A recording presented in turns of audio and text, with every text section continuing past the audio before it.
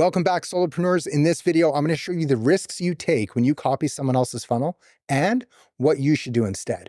Okay, so one of the trends I see all the time, especially in all the Facebook groups that I'm in, is people posting these complex or well thought out sales funnels, these big complex maps that you'll see, right?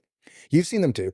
They normally start with something like, here's the funnel I use to book X calls every day, right? Or here's the only funnel you'll ever need for real estate or coaching or affiliate marketing or whatever else. And for the most part, these people mean well, right? Now, let's be honest, most of them are sharing, so you reach out and hire them, but it's not honestly a bad way to go about it. Value is value, right? Now, if you're watching this, there's a pretty good chance that you've actually taken one of these maps or strategies and tried to implement them yourself. And I'm willing to bet that if they worked at all, it probably didn't work as well as you expected it to, or at least as well as it did for the person who created it. And that doesn't mean it didn't work as well for that person. But what you need to remember is chances are they didn't jump out of bed one day, map these complex systems out on a napkin, build it, and make $1 million.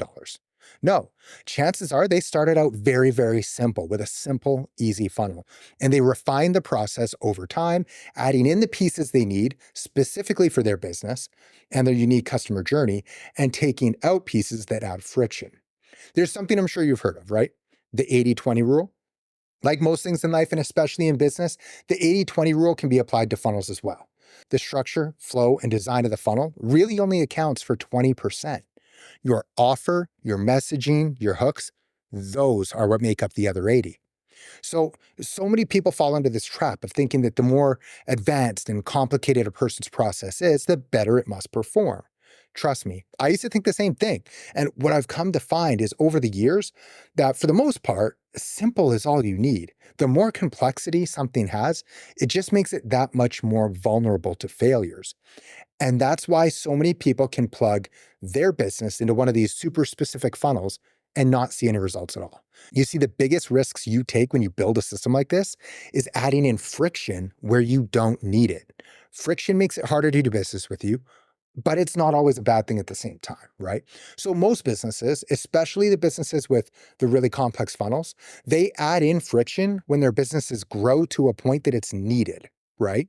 So when is it needed? Well, you always want to start off with the least amount of friction in a funnel, always. Now, a common point to add friction into a funnel would be maybe where you want somebody to book a call.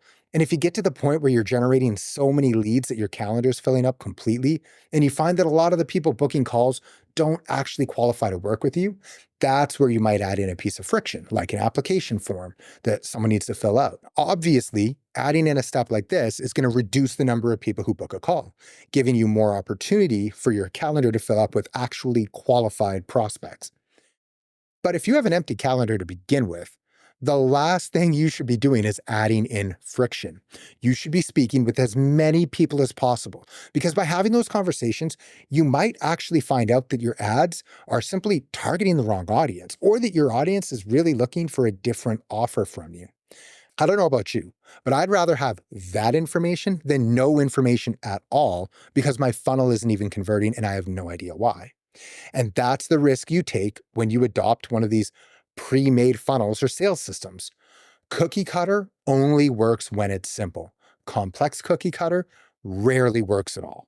You need a customized system for your business, your offer, and your audience. You don't get that straight out of the box. You start out simple, find out what works for you, and iterate over time to improve efficiency, ROI, and conversions. At the end of the day, if you can't attract the right audience, your funnel will never work. If you can't convey your big promise, okay, the problem that you're solving and the result you're delivering, your funnel will never convert. If you can't convey your unique mechanism and how it solves the problem or delivers the result better, faster, cheaper, or with less effort than all the other alternatives. If you don't have an irresistible offer that's positioned correctly, okay, I talk about offer positioning all the time, right? It's, why you could have the most amazing offer in the world, but you can't pay people to take it because it's not positioned correctly. Most people actually don't have a well-positioned offer, and if you don't, the funnel will never work. Those pieces right there are what I found business owners need the most help with. I can show you solopreneurs and even large businesses that make millions with small, simple funnels, 2, maybe 3-step funnels, the proper follow-up and a dedicated nurture strategy, and that's all that they need. It isn't as sexy as one of these big, complicated funnel maps that people like to post in groups, but it takes a third of the time to set up and implement. And you can spend the rest of that time making sure all the other pieces are in place. If you can't make a simple 2 or 3 step funnel convert, then you have no business building a large, complicated funnel because that's never going to convert. And that's why when I do complete growth engine builds for clients, I build it in a way that starts simple and allows them to add in those pieces over time when it makes sense to add them without overcomplicating things that don't need to be complicated. If you want more information on what my done for you growth engine would look like for your business, I'll leave a link in the description, but let's keep going. So, how do you go about building it the right way? Well, if you're not going to build a complete growth engine and you want to give it a shot on your own, building it piece by piece, here's what you should do. Follow the proven systems. Don't recreate the wheel. Start with a lead magnet. If you can't get somebody to raise their hand in exchange for their email for something that solves one of their problems quickly and easily, or that takes them one step closer to their desired result, and you're offering this for free, then you'll never be able to sell anyone. So start with that. Start with a lead magnet funnel that leads to an email sequence. That's it. Don't waste your time going any further. Instead, spend your time testing different lead magnets to see which one works the best. In a perfect world, you'll end up with a handful that consistently drive new leads onto your list every single day. Hey, real quick, if you're getting any value from this video, make sure you hit the like button so we can get this out to more solopreneurs just like you, and subscribe to make sure you don't miss any of the new videos that come out every week. Next, after you have a funnel that's generating leads, now you can go in and offer them the next step. This could be an upsell, a cross-sell, it could be anything. But you need to ask yourself what they would want the next step to be. Most people put a sales page here, which can convert really well. But why is it that some people can go from a lead magnet to an upsell and convert leads into buyers like crazy, and some people can't seem to do it no matter what they do? Whenever I've audited these types of funnels for clients, I've found that it rarely has anything to do with the copy or the offer or the design of the funnel. Most of the time, people don't convert because of where they are in the buyer's journey. If you look at it from a prospect's point of view, are they ready for that offer? Or do they need something else to get there? So let's look at an example. Let's say you're a business coach and you're running an ad to a cold audience for a lead magnet that's free training on how to create better lead magnets. They likely won't be ready to buy your high-ticket business framework right after downloading that lead magnet. You haven't built up their trust level to throw out their current business structure and use yours. So it's a lot of work to do that.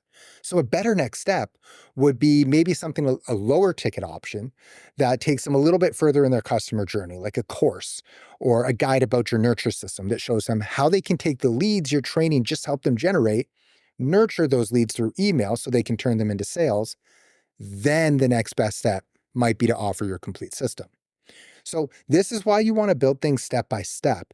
And if by the end you wind up with a big complex funnel or sales system, that's fine because you know that each piece needs to be there and you know why it needs to be there. You know the role it plays because you implemented it for a specific purpose. So you can justify it.